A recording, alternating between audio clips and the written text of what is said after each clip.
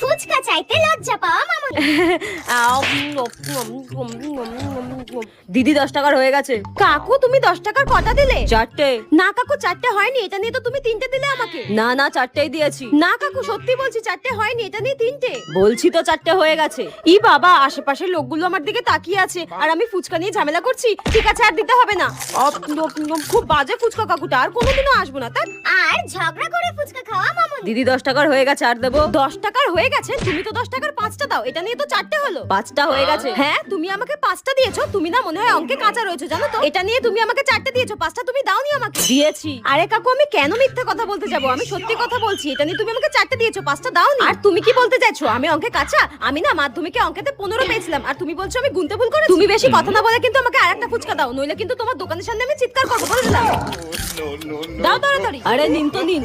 আমার পাওনা ফুচকা নাকি দেবে না, বাজে ফুচকা কাকু একটা।